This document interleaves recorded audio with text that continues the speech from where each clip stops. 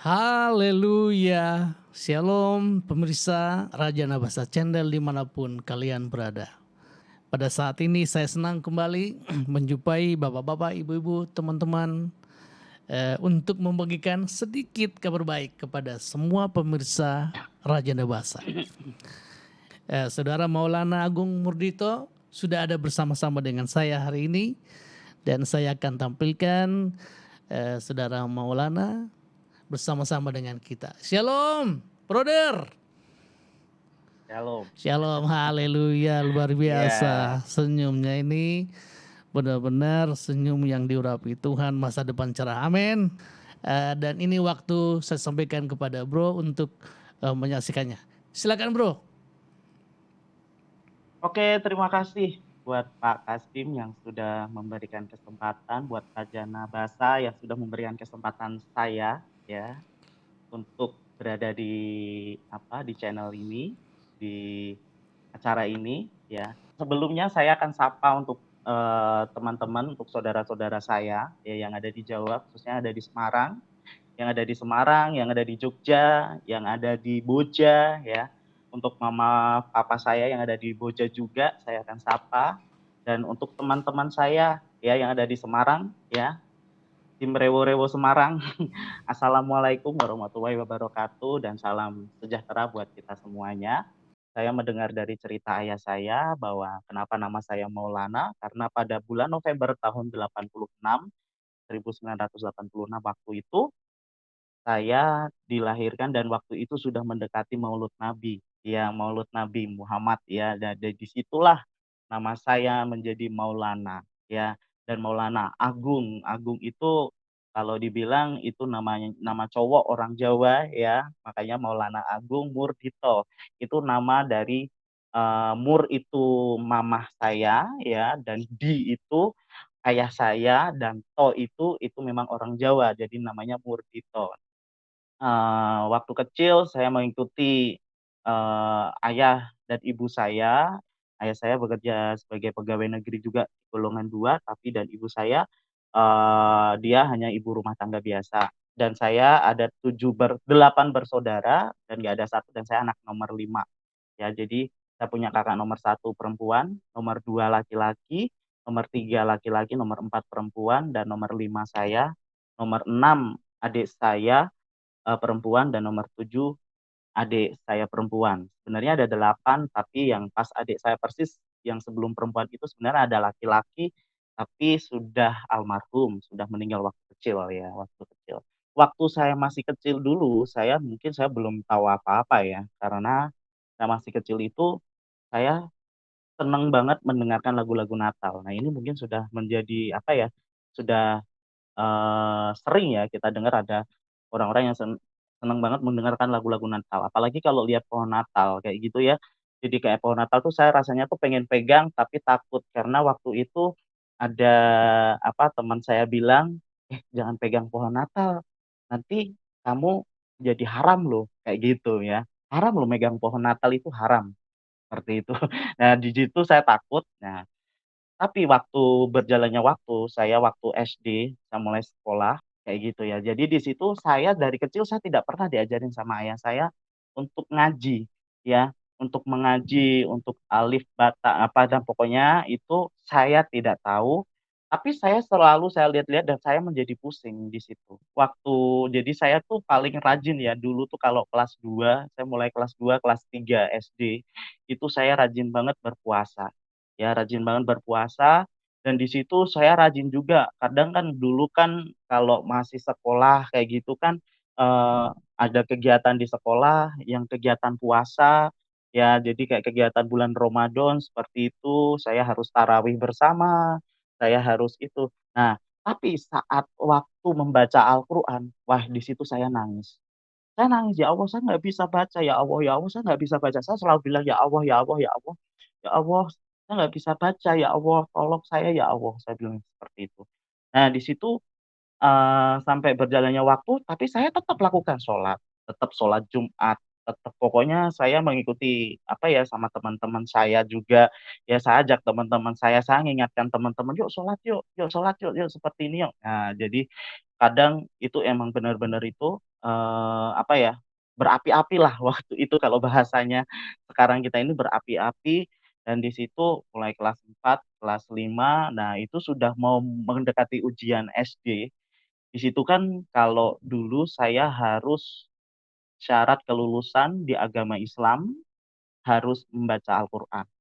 Wudu oke, ya wudu sama baca surat-suratnya oke semuanya. Sampai sholat pun ya itu oke.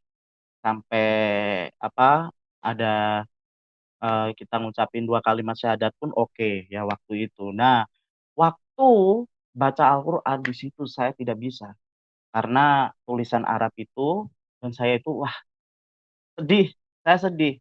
Sampai saya itu dimarahin sama guru agama Islam saya.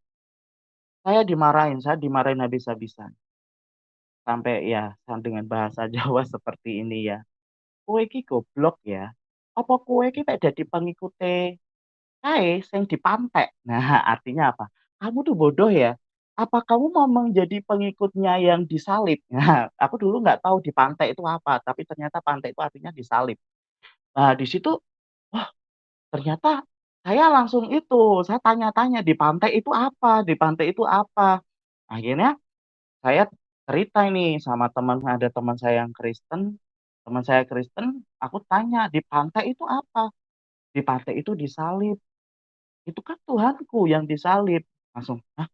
Langsung saya bilang, "Emang kalau jadi orang Kristen harus disalib? Harus dipantek?" "Ya enggak lah, buktinya aku nggak dipantek," kayak gitu ya. Jadi teman saya waktu itu kita, pembicaraan waktu kecil jadi seperti itu. Nah di situ saya akhirnya diusir, saya nggak apa, saya nggak menyelesaikan karena saya tidak bisa baca Al-Qur'an, ya. Saya diusir sama guru saya. Nah, akhirnya ya udah, saya cuma nangis waktu itu, saya nangis dan wah itu ayah saya marah, kayak gitu. Ayah saya tuh marahnya bukan marah sama itu, tapi marahnya sama saya. Wah, saya dihajar habis-habisan sama ayah saya. Tapi di sini, saya semakin itu ya, semakin, saya orangnya kalau sudah, apa ya, saya nggak mengerti, tapi kalau dipaksa saya semakin nggak mengerti, seperti itu ya. Saya semakin nggak mengerti. Meskipun saya takut, saya berusaha untuk mengerti, tapi saya tetap tidak bisa mengerti. Nah, di situ saya mulai, apa ya, nah di situ saya udah mulai kelas 6 itu, kelas 6 SD sudah menginjak SMP, itu, akhirnya saya ikut kakak saya, karena saya melihat di keluarga saya, kakak yang nomor satu ini muslim, kakak nomor 2 muslim, kakak nomor 3 saya Katolik, kakak nomor 4 ini Kristen. Nah, nomor 5 saya. Nah, waktu itu saya ikut kakak yang nomor 4 itu. Saya ikut kakak yang nomor 4 itu dan saya melihat kehidupannya ya, waktu itu kehidupannya sebagai orang Kristen, orang yang mengenal Isa Al-Masih. Kenapa orangnya damai banget ya? Kenapa aku berada di keluarga ini tuh kayaknya damai banget ya, terus mereka itu kadang berdoanya itu nggak kayak berdoa pakai bahasa Arab, kayak gitu ya. Berdoanya bahasa Indonesia, kayak gitu ya, kontekstual, kayak gitu ya, kalau bahasa saya bahasa sekarang yang saya tahu tuh kontekstual, kayak gitu ya. Jadi bahasanya itu kayak nggak bahasa Alkitabiah, nggak juga, kayak gitu ya. Kayak bahasa Kristen-Kristen nggak ya. Pasti yang saya dengar di dalam nama Tuhan Yesus. Nah, di situ saya kaget, kok di dalam nama Tuhan Yesus? Tuhan Yesus tuh siapa? Nah, waktu itu baru dijelasin sama Kakak, karena waktu itu saya sempat ikut kakak saya ya. Jadi dari kelas 6 saya lulus saya waktu itu dihitungan lulus karena hanya nilai agama saya yang rendah, tapi tetap saya dihitungkan lulus. Dan waktu itu saya sempat berada sama kakak saya, ikut kakak saya dan di situ, nah disitulah saya titik temu, saya menemukan, eee, kasih Isa, kasih Kristus itu ada di keluarga kakak saya. Ya, kakak saya yang nomor 4 dan saya mendengarkan cerita kesaksiannya dari kakak saya. Jadi sebelum kakak saya itu menjadi seorang Kristen, menjadi murtadin ya, bahasanya sekarang bahasa kerennya murtadin. Jadi dulu itu ternyata kakak saya itu juga punya pengalaman, dia ini cerita, "Wah, kalau kamu jadi Kristen, kamu hati-hati, jangan sampai ketahuan ayah," kayak gitu. Karena pengalaman saya dulu waktu saya mau jadi Kristen, kakak itu Ayah tahu saya ke gereja, ayah tahu saya itu ikut doa-doa ke gereja. Nah, di situ saya diusir sama ayah saya. Saya dibilang, "Kalau kamu mau makan, minta sama Yesusmu, jangan minta sama ayahmu. Ini bukan ayahmu lagi." Dia bilang seperti itu. Wah, sampai akhirnya saya semakin tegang dong ya, saya semakin tegang karena waktu itu saya masih kecil dan saya waktu itu ini antara saya mau tetap pengen masuk ke Kristen atau enggak ya. Kalau akhirnya kakak saya kasih peneguhan, "Ya udah kalau kamu itu kamu berdoa sama Isa Al-Masih dulu," kayak gitu ya. Jadi waktu saya berdoa ini ceritanya waktu saya berdoa ya teman-teman semuanya yang ada di channel ini ya, waktu saya berdoa, saya saya berdoanya gini, "Ya Tuhan, Tuhannya orang Kristen boleh nggak saya menjadi pengikut-Mu?"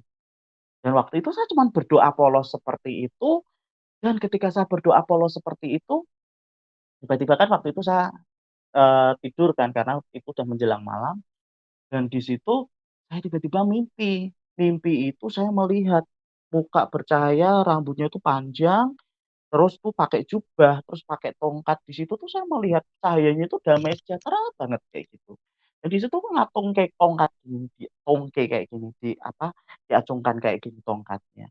Dia bilang, "Ikutlah aku." Terus saya pegang itu tuh, terus saya tuh kayak terbang kayak gitu dan saya langsung terbangun. Terus paginya saya cerita sama kakak saya bilang, Mbak, kenapa? Kok tadi malam saya mimpi ya? Mimpi apa?" "Ya, tadi malam tuh saya mimpi ketemu itu loh, rambutnya panjang, terus mukanya itu bercahaya, terus pakai jubah, terus dia tuh pakai tongkat, tongkatnya tuh ditongke, dikasih ke saya, terus saya pegangan tongkat itu terus saya dibawa naik," kayak gitu. Nah, di situ kakak saya langsung merinding, kakak saya nangis. "Wah, berarti bener kamu ketemu Mbak Isa, Isa Al-Masih, kamu bertemu sama Tuhan." Ya wes, kayak gitu. Akhirnya terus saya tanya, "Loh Mbak, kalau jadi orang Kristen itu syaratnya piye toh? Syaratnya bagaimana toh kalau jadi orang Kristen?" Nah, akhirnya kakak saya, "Udah, kalau kamu sudah baik itu kan kamu sudah berdoa, kamu udah berdoa sama Isa Al-Masih.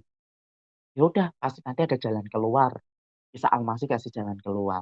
Nah, waktu itu pas hari pertama saya datang ke gereja, ya teman-teman semua, hari pertama saya datang ke gereja, di situ saya diajak kakak saya duduk paling belakang, saya ingat banget saya duduk paling belakang. Saya duduk paling belakang, nah di situ waktu itu kakak saya duduk di dekat saya, dan waktu itu kan tiba-tiba itu ada pendeta itu di mimbar dia bilang, "Saya mau mendoakan siapa yang mau menerima Yesus sebagai Tuhan dan juru selamat," gitu. Terus saya tuh disuruh angkat tangan sama kakak saya, tapi saya tuh malu-malu, kayak gitu. Akhirnya saya angkat tangan, tapi karena waktu itu kan banyak orang, jadi kan kayak apa ya, ramai banget kayak gitu. Akhirnya kakak saya bilang, "Udahlah di sini aja, yang penting Tuhan nanti hadir di sini." Bener, waktu itu kan saya angkat tangan kayak gitu tuh tiba-tiba itu tuh kayak gemeter kayak gitu ya. Tangan tangan saya tuh gemetar, terus tuh badan dari ujung apa ya, ujung kepala saya sampai ujung kaki itu tuh kayak ada daya tegangan tuh tinggi banget tuh kayak kayak nyetrum kayak gitu loh. Tapi tuh saya tuh orang kalau kesetrum itu kan pasti sakit, tapi enggak, itu tuh kesetrumnya tuh kayak langsung hatiku tuh kayak damai, kayak aku tuh kayak ada sesuatu yang baru yang ditaruh di dalam hati saya. Dan di situ saya akhirnya nangis, di situ saya nangis, saya ingat lagunya, "Ku telah mati dan tinggalkan cara hidupku yang lama." Nah itu, di situ itu lagunya lagu itu, wah di situ saya merasakan emang benar-benar itu tuh Isa Al-Masih tuh lawat saya. Tuhan Yesus tuh lawat saya di situ. Dan di situ akhirnya saya pulang nih ke gereja. Saya cuma diem aja, kayak tuh saya ngerasain sesuatu yang beda. Ya saya ngerasain kayak tenang, kayak damai, pikirannya nggak kemerungsung atau pikirannya nggak kacau. Dulu tuh saya masih kecil, tapi pikirannya kacau ya karena saya itu juga, apa ya, maksudnya waktu itu pikiran yang menjadi pikiran kacau itu karena saya itu kok nilai agama Islam saya itu kok rendah kayak gitu ya. Nah di situ tuh saya orangnya berpikir banget seperti itu. Nah di situ ketika saya sudah pulang dan waktu itu berjalannya waktu, saya pulang ke Semarang tuh. pulang ke Semarang dan waktu itu saya menyatakan bahwa diriku ini udah udah Kristen kayak gitu ya, udah Kristen, tapi belum dibaptis, gitu. Nah, waktu itu akhirnya, saya daftar sekolah, saya nggak jadi daftar sekolah di kakak saya, SMP di kakak saya, akhirnya saya daftar SMP di Semarang ya, di Semarang, di SMP ya, pokoknya di SMP di Semarang, dan di situ akhirnya saya diterima di situ, diterima di SMP situ. Nah, saya setiap Sabtu itu saya pulang karena antara Semarang mau ke Boja itu ya waktu dulu tuh lumayan deket ya, lumayan deket. Jadi kalau naik bis aja saya ingat dulu cuman 500 perak, kayak gitu ya. Jadi, saya kalau hari Sabtu gitu saya datang ke rumah kakak saya, terus saya diajak, minggunya itu diajak sekolah minggu. Ya diajak sekolah minggu, saya diajarin nyanyi, pokoknya diajarin itu, sampai akhirnya lama-kelamaan, saya menjadi betah dan waktu itu ada baptisan ya, ada baptisan yang pertama, dan dari situ saya sama keponakan saya, anak kakak saya itu yang cowok, itu kita sama-sama dibaptis dan waktu itu yang mencarikan nama baptis saya, itu adalah kakak saya dan itu emang benar-benar dengan doa, ya. Ketika kakak saya berdoa, jadi dia itu nggak bisa tidur karena besok dibaptis, tapi belum kan kalau dari gereja-gereja itu kan pasti harus ada nama baptis, kayak gitu. Dia sampai berdoa, sampai bergumul, "Nama baptisnya apa ya nama baptisnya apa ya?" Tiba-tiba dia dikasih sama Tuhan, "Adikmu itu dikasih nama baptis Kaleb." Kalau anakmu dikasih nama baptis Yosua, jadi Yosua dan Kaleb yang mengintai yang ada yang bisa memasuki tanah Kanaan. Nah, di situ kakak saya dapat, akhirnya saya dibaptis Kaleb, ya, dibaptis Kaleb dan adik saya dibaptis Yosua dan besoknya itu saya waktu mau baptis tuh saya udah deg-degan banget, udah ya, udah rasanya itu udah keringat dingin, udah karena udah keringat dingin, udah perutnya mules, ya pokoknya macam-macam deh itu. Udah di situ itu ayah saya nggak tahu, ya. Ayah saya sama sekali nggak tahu. Pokoknya tahunya saya datang ke rumah kakak saya itu cuma liburan hari Sabtu Minggu. Minggu sore saya harus pulang ke Semarang lagi. Nah, di situ ternyata lama-kelamaan saya dibaptis, ya. Saya dibaptis di situ. Saya sempat jadi waktu itu saya diikutkan katekisasi waktu itu ya. Jadi belajar tentang baptisan, belajar tentang sesudah baptis itu apa yang dialami, kayak gini gini gini. Nah, saya mengikuti dan waktu itu sudah dibaptis, ketika saya sudah dibaptis dan saya cuma bilang, "Kok nggak ada rasanya apa-apa ya?" Kayak gitu ya. Rasanya tuh biasa aja. Tapi yang saya rasakan itu waktu pertama kali ya, waktu pertama kali saya itu menerima Yesus sebagai Tuhan dan juru selamat itu saya ngerasain sesuatu sampai nyetrum. Tapi waktu dibaptis itu kayaknya nggak ngerasain apa-apa, ya kayak biasa aja. Tapi di situ, tiba-tiba itu ada yang ngomong ya, saya nggak tahu siapa yang ngomong tiba-tiba, ngomongnya tuh seperti ini, "Berarti kamu siap menghadapi tantangan ya?" Kayak gitu. Akhirnya saya bilang seperti ini, "Loh maksudnya apa ya siap menghadapi tantangan?" Saya tanya sama kakak saya, "Kok ada yang ngomong ya? Kok katanya siap menghadapi tantangan itu maksudnya apa ya, Mbak?" Akhirnya kakak saya bilang, "Iya kalau sesudah baptis itu pasti tantangannya itu ya agak besar," kayak gitu ya, "agak besar ya sesuai dengan porsimu lah, porsi porsi kehidupanmu bagaimana." Nah bener ya, ternyata tantangan yang saya hadapi teman-teman, ya yang ada di channel ini, tantangan yang saya hadapi yaitu di sekolah saya. Dan di sekolah saya waktu itu di SMP, saya tiba-tiba itu saya memberanikan diri bilang sama kepala sekolah saya, bilang sama guru agama Islam saya, ya waktu kelas 1 SMP itu kayaknya. Saya bilang, saya mengatakan bahwa saya sekarang udah menjadi Kristen. Nah itu. Itu jadi kayak ada satu dorongan yang membuat saya itu ngomong. Sampai mereka sampai kaget semua, sampai dibilang, "Edan!" Sampai saya dibilang edan, sampai saya dibilang, "Ini anak nggak waras nih." Sampai dibilang seperti itu, karena mereka pada nggak setuju. Ya pada nggak setuju. Sampai akhirnya saya tetap nekat. Saya tetap nekat, saya mengikuti pelajaran agama Kristen waktu itu kelas 1 SMP saya ingat. Pelajaran agama Kristen dan di situ saya mengikuti, itu kayaknya sudah semester berapa, sudah mau kenaikan kelas. Di situ, wah, saya dapat serangan ya, serangannya dari guru saya sampai saya kalau lewat saya dibilang pokoknya dibilang, apa ya, dibilang kafir, "Heh!" kafir, kafir kayak gitu. Dibilang kayak gitu lah, pokoknya banyak lah. Tapi di situ tuh saya tuh biasa kalau saya dikata-katain kayak gitu, saya itu tuh biasa ambil batu saya lempar batu kayak gitu. Tapi ini enggak, kok saya dikata-katain kayak gitu, saya cuman bilang, udahlah nggak apa-apa, udahlah nggak apa-apa, kayak gitu aja. Udahlah nggak apa-apa, aku percaya kok Tuhan Yesus sama saya, kayak gitu ya. Jadi di situ saya sudah SMP itu saya sudah mengikuti agama Kristen dan saya sudah itu dan ini tantangan yang pertama itu di sekolahan. Ya, tantangan yang pertama sudah ya sama dijalani ya, dijalani tantangan yang pertama, tantangan yang kedua ini di keluarga. Nah, waktu itu saya ingat banget, saya bilang, aku bilang, "Tuhan, kok aku pengen punya Alkitab ya? Aku rak duwe Alkitab, aku nggak punya Alkitab." Akhirnya saya ngumpulin uang dari 100, dari 200, kalau dikasih uang saku sama orang tua, kayak gitu saya kumpulin, kumpulin. Saya melihat itu waktu di jalan-jalan di Gramedia, waktu itu tahun berapa saya lupa, waktu itu saya ingat, itu saya sudah kelas 2 SMP, dan di situ saya melihat ada Alkitab harganya 29.500 Alkitab kecil ya, Alkitab kecil. Nah, di situ dan Alkitabnya sekarang masih ada. Nah, ini Alkitab saya teman-teman.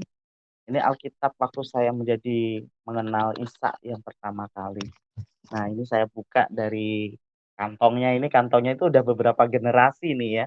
Tapi Alkitabnya masih, nah ini masih utuh ini Alkitabnya ini ya. Ini Alkitab yang dulu saya beli harganya 29.500. Ini Alkitabnya ya. Ini udah modelnya udah kayak gini, ini udah berapa tahun sejak saya kelas 2 SMP nih ya, sejak kelas saya 2 SMP ya. Nih banyak pembatas-pembatasnya. Ya banyak coretan-coretannya ini sudah rusak ya, tapi saya masih, apa ya, masih buat kenang-kenangan saya, bahkan ada yang minta saya nggak kasih, ya. Jadi ini Alkitab. Nah, waktu saya pegang Alkitab, saya beli Alkitab, saya di bis tuh saya ingat banget. Saya mikirnya gini, "Wah, Alkitab ini saya taruh di mana nanti? Kalau di rumah ketahuan ayah saya bilang seperti itu. Akhirnya waktu itu Alkitab saya kasih di tas saya, di tas sekolah saya dan tidak pernah saya keluarkan. Dan kalau saya mau berangkat sekolah kayak gitu ya, saya itu di sekolahan kayak apa ya, saya berangkat lebih awal, akhirnya saya baca Alkitab. Saya baca Alkitab kayak gini, terus nanti, pas istirahat saya daripada jajan, saya baca Alkitab. Jadi saya baca-baca Alkitab terus, baca-baca Alkitab. Sampai akhirnya saya, diajak teman, ya diajak teman. Jadi tetangga di rumah saya itu dia orang Kristen, dia itu udah tahu kalau saya itu orang Kristen kayak saya itu kayak baru bertobat baru kayak gitu. Dia tanya, kan dulu nama saya Maulana tapi panggilnya Maulana, Maulana," kayak gitu. "Apa?" "Oh, aku kemarin lihat kamu di itu toh, di apa, di gereja di daerah Kedung Mundu," kayak gitu. Karena waktu itu saya sempat ke gereja, namanya GPDI ya. Di GPDI waktu itu saya sempat jadi kayak gereja jalan-jalan, saya sempat di situ ternyata dia lihat, langsung, "Emang kamu Kristen ya?" Langsung, "Wah, ini bisa bahaya ini, nanti bisa dilapor ke ayah saya udah takut nih." Akhirnya saya bisik-bisik, aku ngobrol sama dia, namanya Yosep ya, dan orangnya sekarang saya masih jadi teman juga ya, gitu. Saya ngobrol sama dia, "Iya, saya baru saya baru itu kok kelas 1 SMP, saya baru mengenal Tuhan Yesus," gitu kan. Saya cerita sama dia, akhirnya saya jadi bergaul sama dia, saya jadi akrab sama dia, bahkan saya sahabatan sama dia. Dan saya ingat, "Oh iya, saya punya Alkitab nih, Alkitabnya aku titipkan ke dia aja deh." Akhirnya Alkitab ini saya titipkan ke Yosep itu, "Sep, aku bisa nggak titip Alkitab ini? Kamu tahu toh kalau ayah saya kan masih Muslim, ayah saya masih Islam. Dan nanti kalau ketahuan ini kan nanti kalau dibakar kan sayang. Kan ini kan aku hasil ngumpulkan uang sampai berapa itu tuh saya nggak jajan." Akhirnya Yosef kasihan kan temanku itu, oh ya udah akhirnya Alkitab ini ada di rumahnya. Jadi kalau aku diajak itu biasanya kan waktu itu sudah ngikutin acara-acara youth gitu kan, karena gerejanya dia ternyata tuh beda blok sama rumah kita, tapi bloknya agak jauh kayak gitu. Nah, jadi kita di blok JJ, gereja kita di blok R kayak gitu ya. Jadi akhirnya, kalau pas hari Sabtu kayak gitu kan, Sabtu diajak sama si temanku ini namanya Yosep nih, sahabatku ini namanya Yosep, dia bilang, "Wow, ayo Melura," kayak gitu, "ikut ya." "Ke mana?" "Ke gereja." "Ngapain?" "Udah acara," langsung. Terus aku bilangin mbek ayahku piye, "Ya udah kamu bilang aja tuh mau main ke rumah temen." Akhirnya saya bilang, saya udah mandi cepet-cepet, saya pakai celana panjang, terus untung ayah saya tuh nggak curiga, terus dia itu bilang, "Lho mau ke mana?" "Apek nendi?" Kayak gitu ya, "Mau ke mana?" Eee, "Mau ke rumah temen." "Ya wis sono, hati-hati ya." Malah dikasih duit kayak gitu kan, malah dikasih duit sama ayah saya. Nah di situ akhirnya, eee, itu yang pertama kali saya datang ke gereja bersama sahabat saya itu, saya diajari, wah ternyata saya merasakan nyaman juga di situ, karena ada sama orang-orang yang seiman kan, maksudnya orang-orang Kristen di situ. Nah di situ akhirnya saya banyak teman di situ, banyak teman saya rajin sampai saya itu setiap doa malam saya ikut. Jadi hari Selasa, hari Rabu, aku ingat banget hari Selasa, hari Rabu, hari Sabtu, hari Minggu, ya. Jadi saya tuh rajin banget di situ. Kadang sahabat saya nggak berangkat, saya berangkat sendiri, saya jalan kaki, kayak gitu kan. Wah di situ saya mulai, apa ya, mulai bertumbuh, tapi saya menjadi orang Kristen yang tersembunyi. Jadi ketika saya pulang dari gereja, saya kayak yang setahu ayah saya pulang dari rumah teman saya, kayak gitu. Nah, suatu saat, ya, itu seiring berjalannya waktu dan di situ, eee, akhirnya mama saya tahu, kayak gitu ya. Mama saya tahu dan mama saya tahu bilang seperti ini, saya dipanggil kan sama mama saya, "Aku tahu kamu pergi ke mana?" Kayak gitu kan. Mama saya cuma bilang karena orang mama saya kan orang Solo ya, orang Solo jadi itu lembut kalau ngomong ya, ya tapi pakai bahasa Jawa kayak gitu ya. "Saya tahu kamu pergi ke mana, tapi ya ingat aja pokoknya jangan sampai ketahuan ayahmu," kayak gitu ya. "Karena kalau ketahuan ayahmu ya udah itu kiamat buat kamu," kayak gitu. Wah saya udah deg-degan kan, waduh ini gimana? Terus akhirnya saya tetap dong, saya tetap jalani, saya tetap, melakukan itu, sampai kadang saya bilang, "Mau ke mana?" Ayah saya, "Loh Pak, kan aku kan sekarang setiap itu aku main ke rumah temanku." "Oh ya wis, sana hati-hati." Kayak gitu, ayah saya bilang kayak gitu. Dan suatu saat kayak gitu, jadi ceritanya itu waktu itu hari Natal.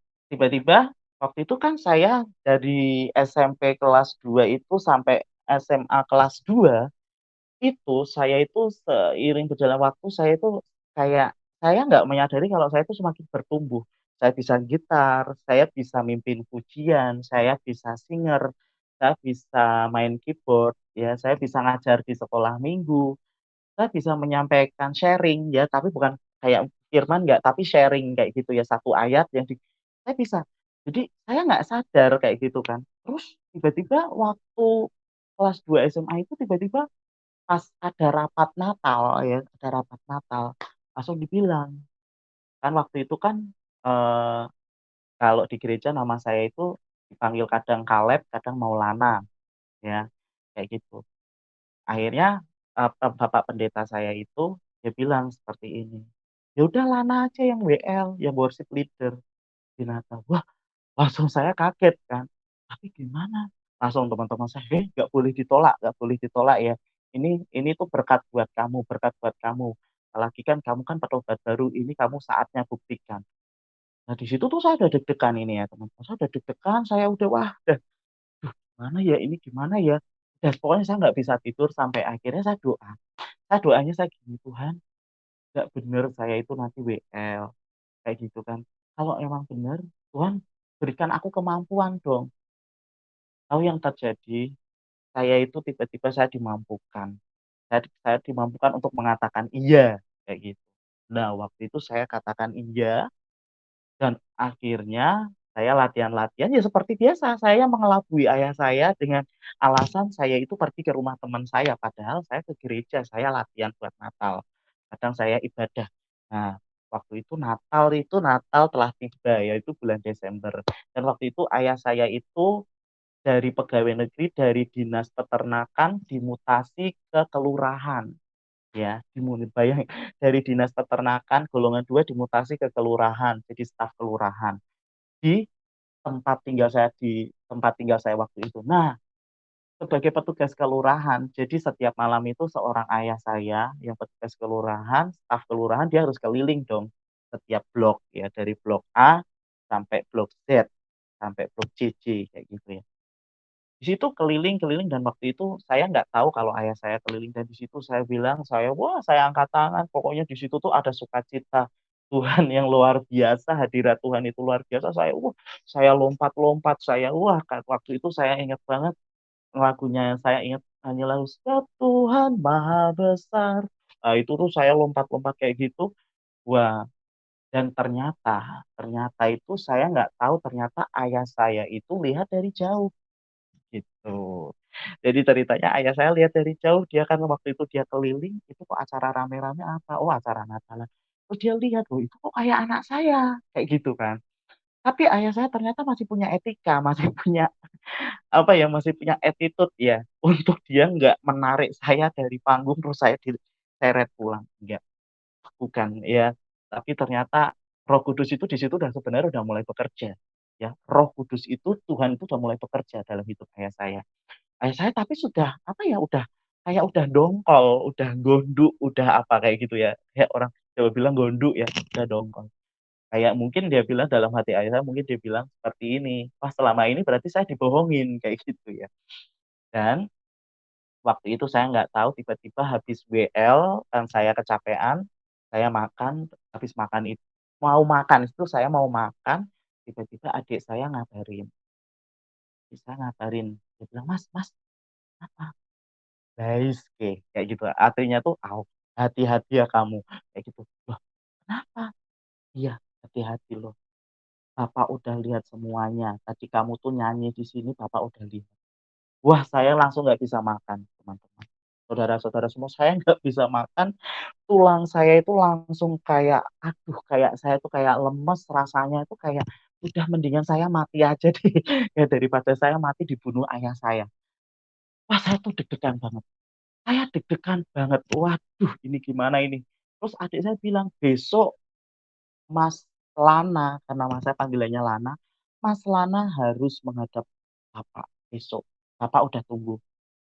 Saya nggak berani pulang. Saya nggak berani pulang. Dan saya tidur di rumahnya Yosef. Dan di situ pun saya nggak bisa tidur. Saya cuma berdoa. Saya berdoa, Tuhan, gimana ini Tuhan? Tuhan gimana? Saya tuh kayak rasa mau pergi. Saya rasa mau itu. Tapi begitu apa sudah menjelang pagi kayak gitu saya nggak bisa tidur. Roh Kudus tuh kasih kekuatan teman-teman. Isa Almasih itu tuh hanya orang Kristen itu kasih kekuatan saya, ya kasih kekuatan saya. Aku bilang cuma seperti ini. Tiba-tiba dikasih di Filipi 2 ayat 10. Maaf nih sebentar saya itu kan ya. Jadi saya eh, ada satu ayat itu yang sampai sekarang itu terngiang-ngiang.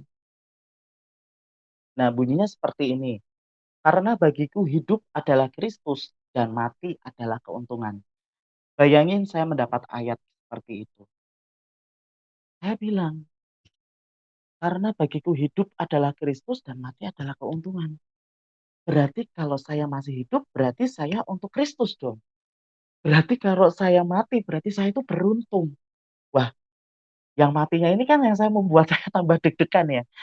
Nah, di situ saya langsung, apa ya, saya langsung, tapi saya percaya Roh Kudus kasih kekuatan saya. Wah, di situ kan saya sudah bahasa roh ya. Di situ kan saya sudah dibaptis Roh Kudus juga. Saya bahasa roh. Karena saya pernah dikasih tahu sama Bapak Pendeta saya, dia bilang bahwa bahasa roh itu yang membangkitkan kekuatan kamu. Kayak gitu, saya bahasa roh terus. Dan waktu itu saya datang ke rumah. Dan ayah saya itu udah nunggu, di depan itu ada asbak ya. Mungkin teman-teman tahu asbak itu yang tempat untuk apa itu abu rokok itu karena ayah saya itu perokok juga. Itu asbak tuh besar banget dan di situ tuh asbaknya itu dari beling, dari kaca. Nah, itu tuh saya berpikirannya gini, "Wah bisa ini asbak ini dilempar ke kepala saya." Karena kan ayah saya pernah bilang, "Kalau ada satu aja anak saya yang keluar yang menjadi pengikut Yesus, ya intinya mau dibunuh," kayak gitu ya. Dia nggak akan memandang, dia hukum pun akan dijalani. Wah, di situ saya udah deg-degan loh. Saya udah deg-degan, saya udah wah, dan di situ saya cuma berdoa, "Roh Kudus, mampukan saya. Roh Kudus mampukan saya." Saya pegang Filipi 1 ayat 21 tadi, "Karena bagiku hidup adalah Kristus dan mati adalah keuntungan." Saya bahasa roh terus, dan tiba-tiba yang terjadi apa? Yang terjadi apa, teman-teman, waktu itu saya didudukkan, "Nah kamu duduk situ, Papa duduk sini." Papa sama matanya merah kayak gitu. Waduh aku udah takut. Saya udah takut banget itu. Ternyata papa saya nangis. Papa saya nangis seperti ini, cuma bilang seperti ini, "Kok kamu nggak ngomong kalau selama ini kamu itu menjadi pengikutnya Nabi Isa alaihissalam? Kok kamu nggak ngomong kalau selama ini kamu itu menjadi muridnya Isa Al-Masih atau Tuhan Yesus Kristus?" Ayah saya bilang seperti itu. "Kalau kamu ngomong, kamu nggak bohong, kamu ngomong apa adanya, pasti saya akan kasih izin kamu." Wah, saya saya langsung saya pegang dada, saya langsung deg tuh kayak saya sudah merasa plong kayak gitu kan. Terus ayah saya bilang, "Ya sekarang gini, kalau kamu menjadi pengikut Isa Al-Masih, kalau kamu mau menjadi pengikut Tuhan Yesus Kristus, ya kamu ditekuni sungguh-sungguh, kamu didalami sungguh-sungguh, didalami sungguh-sungguh, benar-benar kamu didalami." Itu pesan ayah saya dan ayah saya nangis. Dan waktu itu ayah saya peluk saya. Ayah saya peluk saya dan saya nangis, dan akhirnya kita sama-sama nangis, dan ternyata pemutar balik keadaan, teman-teman ya. Ternyata Roh Kudus tuh, ini loh keren banget itu, Roh Kudus tuh keren banget. Yang saya pikir saya akan mati dan saya dapat ayatnya itu tuh ternyata saya juga kayak di-prank juga ya, kayak di-prank juga sama ayat ini, "Wah saya akan mati, wah saya akan mati." Tapi ternyata enggak, ternyata cara kerja Roh Kudus tuh tertata rapi. Dan memang benar, dan di situ ayah saya akhirnya, eee, mengizinkan saya, dan saat itu saya itu kayak yang saya katakan tadi, sama, Pak Kastim, bahwa saya itu kayak berenang di lautan lepas, di lautan luas sekali ya. Ya di situ, wah sampai goyang, ya sampai itu, dan di situ tuh saya merasa lega, saya merasa plong di situ. Dan saya akhirnya bisa melayani Tuhan itu tuh kayak setiap minggu, setiap itu saya rajin. Dan di situ ayah saya melihat. Dan waktu itu, eee, saya sempat sakit nih teman-teman, sempat sakit sempat sakit, dan waktu itu saya didoakan sama teman-teman gereja datang ke rumah. Teman-teman gereja datang ke rumah dan saya didoakan sama teman-teman gereja, dan di situ tuh saya udah mulai takut lagi. Kayak takutnya gini, kan ayah saya bilang, "Ya kalau kamu memang jadi Kristen ya nggak apa-apa, tapi jangan terlalu mencolok," kayak gitu ya. "Jangan terlalu kelihatan banget. Maksudnya kalau kamu memang Kristen ya Kristen, yang benar-benar kamu menyatakan kamu Kristen, kamu murid Kristus itu ketika kamu itu memang benar-benar kamu tuh diam, tapi itu kamu melayani Tuhan Yesus Kristus." Ayah saya bilang seperti itu. Dan waktu itu saya ditegur kan sama ayah saya, karena waktu itu, mereka kan datang ke rumah terus saya didoakan, dan waktu itu kan cara doanya kan sampai nyanyi-nyanyi, sampai teriak-teriak kayak gitu. Nah di situ ternyata, tetangga-tetangga saya kan, ayah saya nggak enak sama tetangga-tetangga saya. Nah, waktu itu sudah sembuh, ternyata ayah saya sakit. Ayah saya tuh sakitnya gini, lucu sekali. Jadi cerita ayah saya sakit itu, jadi tuh dia itu kayak mulutnya kemasukan nyamuk, terus dia nggak bisa ngomong. Sampai beberapa hari itu tuh kurus. Sampai ayah saya tuh nggak bisa ngomong, kita tuh sampai sempat bingung, "Wah ini gimana ya, ini gimana ya?" Saya sampai sempat bingung, dan akhirnya kakak saya yang nomor 4 itu yang Kristen, yang saya, pernah maksudnya pernah dibawa ke gereja sama dia, dan di situ tuh mereka datang. Nah, kakak ipar saya itu kan bukan pendeta ya, kakak ipar saya sama kakak saya bilang, "Pak, Bapak kalau saya doakan dalam nama Isa Al-Masih mau nggak?" Kayak gitu kan. Terus akhirnya ayah saya kan mungkin karena dia udah ngerasain kesakitan ya, akhirnya ayah saya mau, kayak gitu kan, mau didoakan sama kakak ipar saya yang cowok itu, sama kakak saya yang cewek, dan saya ikut berdoa juga. Dan yang terjadi apa? Mukjizat terjadi, teman-teman. Tiba-tiba ayah saya bisa berbicara, bayangin. Itu, wah, itu sesuatu yang wow ya, sesuatu yang apa ya, wah itu saya, wah emang bener ya, ini mukjizat Tuhan itu sudah mulai terjadi di dalam keluarga saya. Dan di situ ayah saya bisa ngomong, bisa berbicara. Nah, sudah kan ayah saya sudah sembuh, dan saya semakin mantap itu, saya semakin mantap, saya semakin melayani Tuhan itu semakin, wah pokoknya luar biasa. Dan di situ tiba-tiba saya diingatkan, saya percaya ini Roh Kudus. Masa kamu aja yang bisa memasuki kerajaan surga, sedangkan orang tuamu belum masuk ke dalam kerajaan surga. Tiba-tiba saya tantang nih, saya tantang Tuhannya orang Kristen.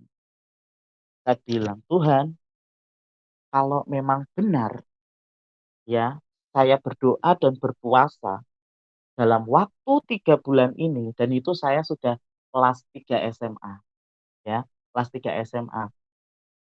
Dalam waktu 3 bulan ini, ayah saya berdoa puasa dan ayah, ibu, dan adik-adik saya, mereka mengenal Engkau dan menerima Engkau sebagai Tuhan dan Juru Selamat. Saya akan menjadi hambamu, saya akan menjadi muridmu, saya akan menjadi hambamu untuk melayani Engkau lebih lagi. Yang artinya saya menjadi pendeta. Yang terjadi apa? Saya berdoa puasa, tiba-tiba ini tantangan yang itu, ya, heeh, betul. Tantangannya itu jadi saya ternyata nggak lulus, ya, nggak lulus di SMA. Bayangin itu. Wah, rasanya tuh udah campur aduk ya, wah kok saya nggak lulus ya? Kok saya nggak lulus ya? Saya tuh sampai stres sendiri, sampai akhirnya saya waktu itu hari Minggu tuh dijadwal WL, dijadwal worship leader. Saya bilang seperti ini, eee, "Berat hati saya melayani Tuhan, aku nggak lulus, percuma." Saya bilang seperti itu. Terus saya tuh sebenarnya saya sudah nggak mau. Tapi di situ ternyata tuh Tuhan itu kayak, "Kamu masuk kamar, kamu tutup pintu, kamu berdoa, kamu berlutut." Ya udah aku ikutin, saya ikutin. Meskipun saya ada rasa gondok ya, rasa-rasa dongkol kayak gitu. Terus saya berlutut dan di situ saya nangis. Di situ tuh kayak Tuhan tuh kasih damai sejahtera lebih lagi. Aku cuma mau mengingatkan kamu, menjadi pendeta ya, menjadi pendeta itu bukan masalah kamu tuh harus lulus di SMA. Kamu bisa aja kamu menjadi pendeta. Yang penting kamu ada sekolah Alkitab. Pasti sekolah Alkitab akan terima kamu apa adanya. Kalau kamu ngomong apa adanya. Di situ saya merasa damai sejahtera, teman-teman. Wah, di situ kan saya berdoa, besoknya kan saya WL gitu. Saya WL, saya sudah pulih, saya sudah itu, wah saya WL, saya semangat. Waktu itu saya ingat perjamuan kudus, saya ingat sekali, dan saya tidak ada eee, skenario ya, dan saya tidak ada punya pemikiran bahwa karena waktu dengan saya tidak lulus itu saya menjadi lupa dalam waktu 3 bulan itu doa puasa. Saya sampai sempat bilang, "Terserah orang tua saya mau kenal Yesus atau enggak," kayak gitu. Tapi yang terjadi apa?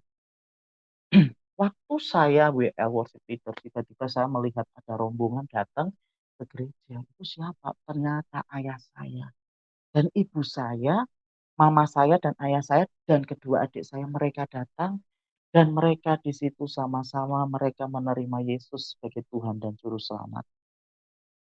Wah, di situ tuh saya hadiah yang luar biasa sekali, dan di situ tuh saya sampai lupa kalau saya itu nggak lulus, tapi waktu itu saya tetap bersukacita ya karena melihat ayah saya dan keluarga saya itu mereka menerima Yesus sebagai Tuhan dan Juru Selamat, yang sampai akhirnya saya,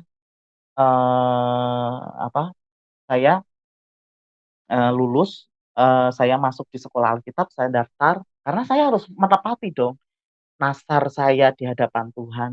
Kalau mereka itu saya menjadi hamba Tuhan dan akhirnya saya diterima. Bayangin, saya pakai ijazah paket A, saya diterima, masuk di sekolah Alkitab. Ya, di sekolah Alkitab yang ada di Semarang, ya. Dan saya menjalani di sekolah Alkitab itu, saya tinggal di asrama, ya saya tinggal di asrama, saya praktek di Tasikmalaya, saya sampai praktek di Semarang juga, sampai yang terakhir kemarin, saya praktek di Kalimantan, ya selama 5 sampai 6 tahun saya penggembalaan di sana. Saya menjadi wakil gembala di Kalimantan Barat. Ya, saya di sana dan yang saya jangkau juga di pedalaman-pedalaman juga ya, karena saya juga orangnya orang misi ya, suka ke pedalaman-pedalaman kayak gitu. Dan di situ tuh saya itu sampai lupa. Saya tuh nggak pernah kontak sama orang tua saya, bagaimana orang tua saya sudah Kristen, bagaimana saya follow up mereka. Enggak, saya nggak follow up karena waktu itu keadaan saya ada di asrama, saya bingung saya mau keluar juga nggak bisa. Saya cuma bilang sama Tuhan. Saya bilang sama Tuhan Yesus, Tuhan, aku ada di asrama STT, ada di asrama STT. Demikian juga saya jauh dari ayah dan ibu saya dan adik-adik saya. Tolong follow up mereka. Benar, teman-teman.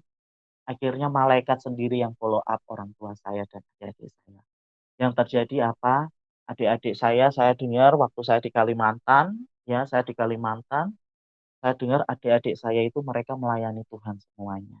Ya, puji Tuhan mereka melayani Tuhan dan ayah saya pun sama mama saya pun saya berpikir gini, wah saya di Kalimantan mereka pasti tidak kuat.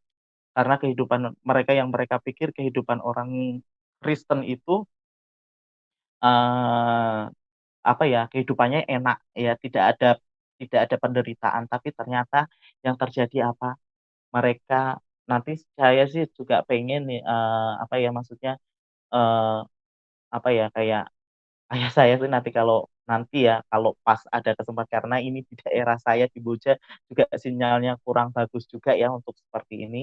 Nanti doakan aja bisa ayah saya nanti juga akan bersaksi sendiri ya. Jadi waktu itu saya dengar cerita dari kesaksian ayah saya, ya saya pulang dari Kalimantan karena di situ tuh saya tuh kayak rindu berat sama orang tua.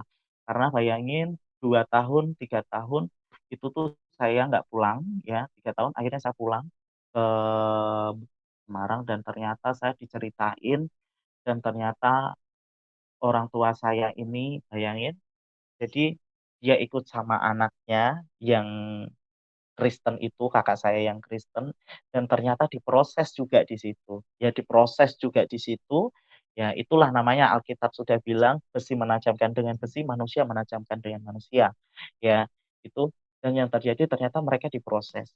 Sampai mereka itu tidak boleh tidur di rumah, akhirnya mereka itu kalau malam kayak gitu tuh tidurnya itu kayak di emperan kayak gitu, di ruang tamu tapi emperan. Karena kalau di desa saya itu kan masih, bukan ubin ya, jadi kayak tanah, jadi pakai terpal, tidur situ, nanti kalau pagi itu udah diusir-usir, "Oh, bangun bangun bangun bangun bangun bangun," kayak gitu. Sampai akhirnya, ya pagi itu akhirnya ayah, ibu, sama adik-adik saya itu akhirnya ya di luar, di pojokan kayak gitu ya. Jadi ada kakak saya makan enak, ayah saya, orang tua saya itu nggak makan enak lah, pokoknya mereka itu makan apa adanya. Di situ tuh saya tuh sampai nangis. Ya ampun Tuhan, kuat banget ya orang tua saya. Sampai yang terjadi teman-teman, eee, orang tua saya itu tidur di kandang kambing dan waktu itu malam Natal. Itu kalau saya masih ingin menceritakan kayak gitu tuh saya rasanya pengen nangis teman-teman, ya. Jadi ini kesaksian ayah saya sampai diceritakan aja sampai nangis. Jadi mereka malam Natal itu, mereka tuh ternyata merindukan saya dan di situ tuh waktu itu malam Natal dan saya di Kalimantan itu saya tuh merasa, "Oh saya pengen ketemu orang tua saya ya. Saya pengen ketemu orang tua saya kenapa ini?" Dan ternyata yang terjadi teman-teman, di situ saya berdoa, saya mengingat malam Natal. Waktu itu saya berdoa, saya bilang sama Tuhan, "Tuhan tolong saya nggak bisa telepon orang tua saya karena di Kalimantan tidak ada sinyal, ya, di Kalimantan tidak ada sinyal. Saya tidak bisa telepon mereka, mereka pun nggak punya telepon, mereka pun nggak punya handphone. Tolong lawat mereka Tuhan malam Natal ini. Yang terjadi apa teman-teman? Ternyata ayah saya itu tuh nangis. Dia doa, jadi mama saya udah tidur, mama saya udah istirahat, jadi tidurnya itu di kandang kambing ya. Jadi kalau ada kandang kambing, di sebelahnya itu kandang kambing, ada kambing, di sini tuh kayak buat jaga. Kalau mereka bilang tuh kayak, cakro kayak gitu ya, apa itu, kayak posnya kayak gitulah di situ. Jadi, mama saya sama adik saya itu tidur di situ. Jadi adik saya yang pertama itu dia udah kerja, jadi adik saya yang kedua ini kan yang terakhir ini kan yang masih sekolah, dia tidur di situ dan ayah saya itu nangis, dia itu berdoa sama Tuhan, dia bilang, "Tuhan Yesus, saya tetap mau sabar," kayak gitu. "Dalam keadaan apapun saya tetap mau jaga iman saya kepada Engkau." Ayah saya bilang seperti itu dan yang terjadi apa? Ayah saya tuh ditampakin ada satu titik cahaya, saya merinding. Satu titik cahaya itu tuh semakin dekat semakin dekat semakin dekat, terus dia itu melihat kayak titik cahaya itu tuh kayak menjadi jubah ungu, terus tuh penuh dengan cahaya kemuliaan. Nah, di situ tuh ayah saya tuh sampai sujud, ayah saya tuh sampai nangis dan di situ tuh 24 Desember pas malam Natal persis. Di situ ternyata Tuhan Yesus, Isa Almasih, dia datangi ayah saya. Dan yang terjadi apa? Yang terjadi besoknya mereka Natalan tuh. Mereka Natalan sampai yang saya itu tuh sampai, apa ya, ketika ada di gereja itu bukannya orang-orang gereja itu tuh bukannya merangkul, apa, tapi ayah saya sama mama saya tuh kayak dijauhin kayak gitu kan, waktu itu tuh Natal. Dan di situ saya merasakan banget cerita dari ayah saya pun saya merasakan banget. Dan di situ ternyata tuh memang benar-benar Tuhan luar biasa pelihara. Yang terjadi ayah saya dikasih rumah kecil kayak rumah gubuk kayak gitu ya, rumah gubuk kayak gitu. Jadi kayak rumah papan kayak gitu, disuruh bayar berapa kayak gitu, murah banget.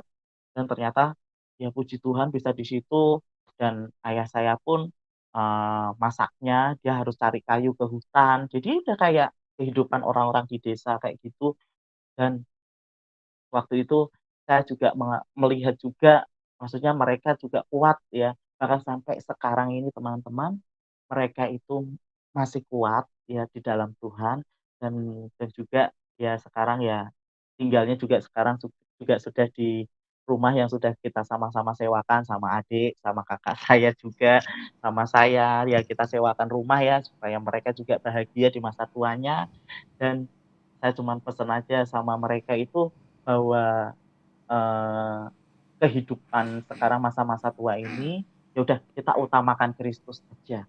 Utamakan kita mencari Tuhan aja, mencari Tuhan selalu, mencari Tuhan terus, mencari Tuhan selalu. Dan yang terjadi sampai sekarang mereka praktekkan dan papa dan mama saya sampai sekarang pun dalam keadaan sehat, ya kalaupun sakit, ya sakit orang tua, kayak asam urat, kayak asam lambung ya, kayak gitulah pokoknya ya. Tapi Tuhan tuh masih kasih kekuatan dan kemampuan ya.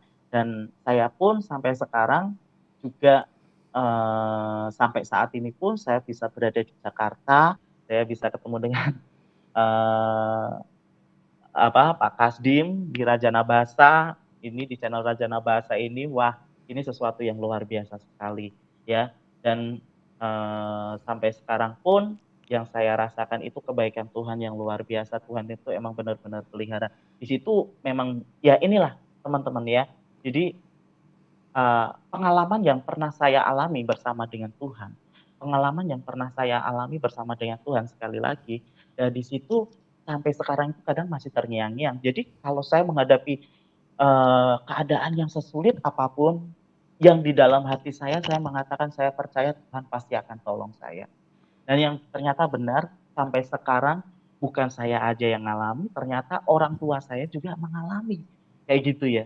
Jadi orang tua saya mengalami. Jadi ya kalau kita bisa melihat orang tua saya, wah enak ya, ayahmu itu pensiunan kayak gini.